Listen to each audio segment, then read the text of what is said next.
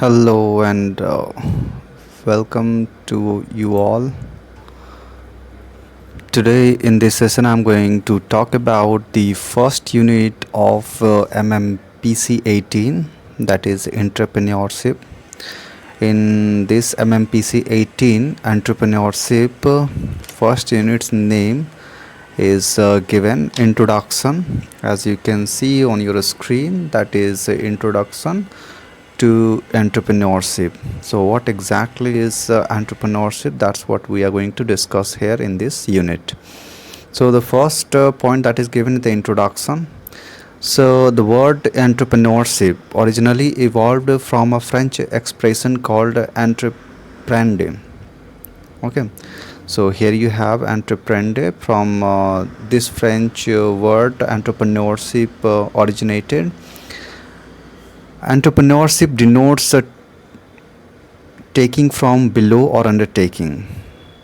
Entrepreneurship is the capacity of a person to assume risk, accountability, and challenges with a view to explore opportunities, disrupt market norms, and create values. So, according to Davidson, here you see, according to Davidson, entrepreneurship is the creation of a new economic activity. Okay, what is this? Entrepreneurship, according to Davidson, entrepreneurship is the creation of new economic activity, which includes development of new businesses as well as the expansion of already existing ones. The function of entrepreneurship is to reform or revolutionize the pattern of production by exploiting an invention, or more generally, an untried technological possibilities for producing a new commodity or producing an old one in a new way, opening a new source of supply of materials or a new outlet for products by recognizing a new industry. So, in simple word, we can understand the function of entrepreneurship as to reform or revolutionize the pattern of production by exploiting an invention or more generally untried technological possibilities. So, next point you have evolution of entrepreneurship. Evolution of the concept of entrepreneurship can be classified into following phases. So following are the phases through which we can understand the evolution process of entrepreneurship. So the first that is given here, that is entrepreneur as a rational agent. In the beginning, entrepreneurs were considered as rational agents. Rational agents means they used to think rationally and they tried new ways of doing things. So now here, first of all, read following Cantillon's heritage. A group of economists has defined entrepreneur as a rational actor with respect to his economic environment. So with respect to his economic environment, entrepreneurs are rational actors. According to this, an entrepreneur was distinguished from a traditional investor or a capitalist by virtue of being a risk seeker. So compared to other traditional investor, entrepreneurs are considered as a risk seeker, an efficient and superior worker, an individual possessing highest intellectual capabilities, an efficient coordinator who skillfully manipulates factors and resources, builds teams, and makes effective business decisions. A passionate information seeker who can recognize and explore opportunities, and the innovator or promoter of new combinations. So here you can see that entrepreneur here, it is different from the traditional investor or capitalist. By virtue that entrepreneurs considered as risk seeker, an efficient worker, and also as individual possessing highest intellectual capabilities, okay, who can skillfully manipulates factors and resources so that organization can work in efficient way, or you can say the output can be produced in an efficient way, an effective way. Then from the entrepreneur as rational agent, then the second stage it came, or you can say second phase that it came, that it is from rational agent to entrepreneurial personality traits. Entrepreneurial personality traits. Then entrepreneurs can be described having some unique kind of personality traits. So research on entrepreneurship then advanced to focus on the individual characteristic of an entrepreneur and his or her persona, instead of merely categorizing entrepreneurs as rational economic actor. Rather than categorizing entrepreneurs as rational economic actor, entrepreneurs were considered as having some kind of characteristics, individual characteristic, made which made them unique from others. In particular, trait theories, personality and cognitive processes in psychology were used to identify characteristics and psychological attributes of the entrepreneurs that are relevant to the business venturing. According to McClelland, an entrepreneur's personality is defined by their need for success or self-realization. Okay, entrepreneurs were considered to be having the personality which need, or you can say which required for the success or self-realization. Several other traits were thought to influence entrepreneurial behavior, including internal locus of control, self-confidence, inclination towards risk-taking, a need for power and achievement, as well as drive for independence. So these were the characteristics which differentiated an entrepreneur from other people.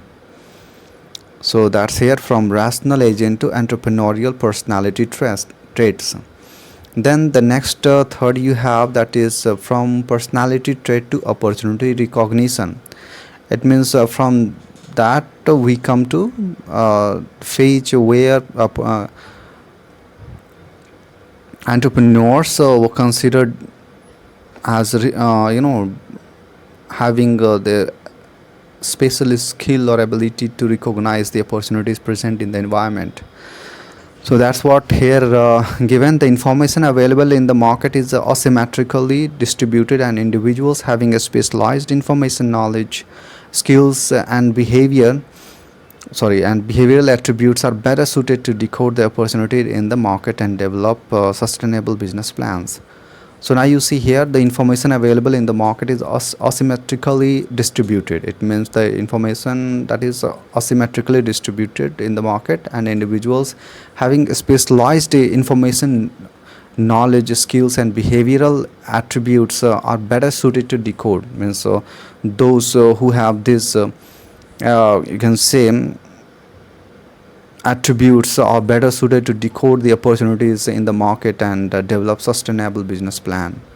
According to Kerzner 1997, an opportunity may represent itself as an impressively defined market need or underemployed resources or capabilities. So according to Kerzner, opportunity may represent. So what opportunity is? It is simply imprecisely defined market need. If any market need is not precisely defined, or any kind of resource is not employed effectively, then that is the opportunity which an entrepreneur can recognize, and that can be converted into better possibilities. These market needs or novel technological innovations or underemployed resource and capabilities are transformed into a viable business opportunity by an entrepreneur through his individual capabilities such as skills, knowledge, personality traits and distinctive cognitive attributes. Now you see here, so these market needs, so there are imprecisely defined market needs. It means there is the need in the market, so and there is available resources also. So what an entrepreneur can do, that entrepreneur transform that you can say the need in the market and the resources by using suitable resources available into a viable business opportunity by using his or her skills, knowledge, personality traits, and distinctive cognitive attributes. Now, next we have from opportunity to institutions and networks. So here this theories contend that a collection of environmental, institutional, and cultural factors, as opposed to the capacity or choice to launch a firm, determine how a business is initiated. As a result, the development of organizations is dependent on the socio-cultural environment. So what here there it is given, a collection of environmental, institutional, and cultural factors. Environmental, institutional, and cultural factors, as opposed to capacity or choice to launch a firm, determine how a business is initiated. Okay, how a business is initiated, that depends on institutional. According to this phase, what happened means earlier entrepreneurs capability were given more emphasis, but now here in this phase, institutions like collection of environmental, institutional, and cultural factors uh, were given more emphasis to determine how a business is initiated. As a result, the development of organization is dependent on the socio-cultural environment. 5 institutional factors that affect entrepreneurial activity have been highlighted by Nawali and Fogel. 5 institutional factors are, you see, as you can see here on your screen, the 5 institutional factors are first given: government policies, law, rules, and regulations. That is the first institutional factor which affects entrepreneurial activities. Second given, existing socio-economic condition. Third, that is given entrepreneurial capabilities and knowledge. Fourth, given availability of financial support to start a new business. And fifth, that is given non-financial supports. So these are the 5 institutional factors which influence entrepreneurial activity.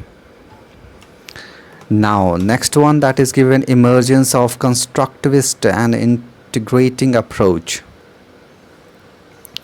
According to Watson, integration of social sciences disciplines like history, philosophy, and sociology could encourage the diversification of the field of entrepreneurship to focus more broadly on a phenomenon like business in socio-institutional contexts.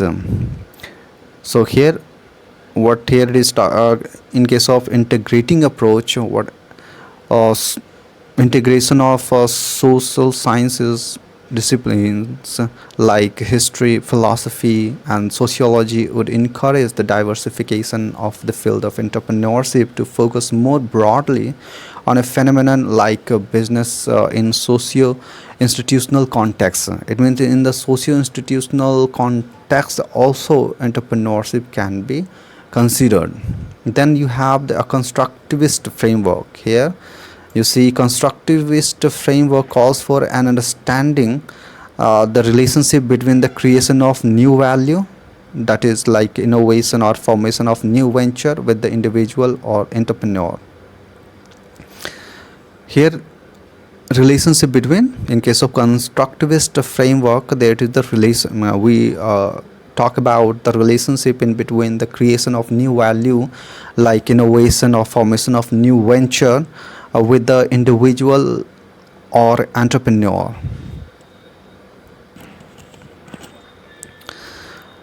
Now next point here, that is entrepreneur versus manager. Now we are going to talk about how entrepreneur is different from a manager. An entrepreneur, now the first point, that's what I'm talking here. I'm talking an entrepreneur recognizes an opportunity. Okay, if I zoom in a little bit more, then it is better.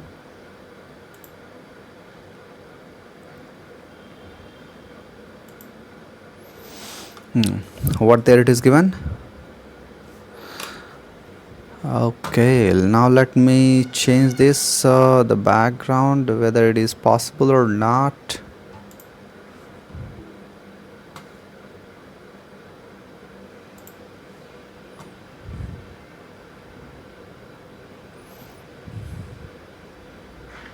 Okay, if it is in the other one, I think I should do. Right now it is not. So I was talking about the how we can distinguish in between the entrepreneur and the manager. So now first let's talk about entrepreneur. So the first there you have an entrepreneur recognizes an opportunity in the form of an unfulfilled market need and develops appropriate solution to address such needs through creation of new products and services. It means here an entrepreneur recognizes the kind of opportunities present in the market which is unfulfilled and develops appropriate solution for that unfulfilled market need through the creation of new products and services. The focus of an entrepreneur is predominantly external. It means here the focus of the entrepreneur is so on the external factors, so wherein he or she scans and interprets the external market information to formulate appropriate business strategy. Typically, entrepreneur often introduce a pioneering business idea having potential for value creation. It means, in simple word, we can say mostly entrepreneurs are outward looking. It means that they try to scan the external environment, and from that external environment it find out the opportunity, and then that opportunity is being converted into some kind of product which can satisfy the market need. On the contrary, we have manager. A manager is primarily responsible. Now you see here, a manager is primarily responsible for overseeing and guiding the ongoing operations in an existing firm with an objective to produce and supply goods and services in an efficient and timely manner. So what happens here, a manager is responsible for overseeing and guiding the ongoing operation. It means once an entrepreneur has created an organization, then after the role of manager it comes out.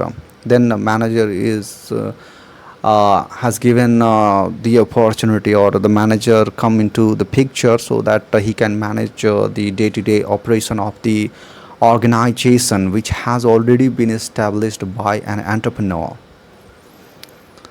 The objective of a manager is to achieve business goals in an effective way. So what is the objective? Is to achieve business goals, means whatever it is the business goals of the organization, that manager has to achieve in an effective way. Unlike entrepreneurs who owns a business, it means entrepreneurs are the owners of the business and seek profits through its efforts and investments.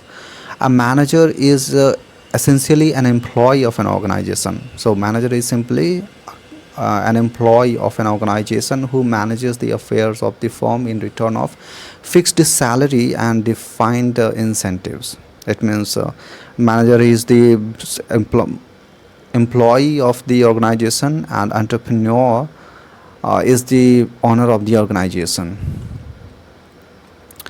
Now next point we have, that is entrepreneur versus intrapreneur. So and entrepreneur, so we have already talked about, so entrepreneurs are people who find out the opportunities in the environment or in the market, and that opportunity or that kind of need of the market is being converted into some kind of product or services. but here entrepreneur, it is a little bit different. Individuals. So now talk about the entrepreneur. Individuals who perform as entrepreneurs but do it within an organization are referred to as entrepreneurs. So entrepreneurs are individuals who perform as entrepreneurs but do it within an organization. It means entrepreneurs within an organization, or you can say within the boundary of the organization, are known as intrapreneur. So entrepreneur works in the outer environment, or you can say in the marketplace, but intrapreneur works within the boundary of the organization. Entrepreneurs are employees of an organization who innovate for the business and take the risks for their employer. Okay, means entrepreneurs think like entrepreneurs, but they think within the boundary of the organization. So here you can say entrepreneurs are employees of an organization who innovate for the businesses. In their position within the organization, entrepreneurs put their entrepreneurial knowledge, insight, and forward thinking to use. They are imaginative people who frequently work in teams with the goal of promoting innovation and the creation of new product technologies or services for their employers. A person can develop new concepts, goods, and commercial objectives through entrepreneurism. So what here given, entrepreneurism can lead to new concepts, goods, and commercial objectives without having to assume the risks. It means entrepreneurs do not have to assume the risks associated with the formation of a new business, like an entrepreneur, such as lack of revenue, a small team, a lack of time, an uncertain future. So such kind of problems which generally an entrepreneur faces, those kinds of problems entrepreneurs do not face. Since the company assumes the financial risks and makes the investment, reward for innovation is minimal for the entrepreneurs. Okay, means reward for the entrepreneurs is minimal, because most of the risks are taken, or you can say most of the financial risks are borne by the organization or by the companies. But in case of entrepreneurs, they take all kind of risks on their own. Means they take all kind of financial risks. So I think that is over half part of this first unit, introduction to entrepreneurship. Here is done. In the remaining half part, I will cover the remaining portion. Okay, so thank you all. So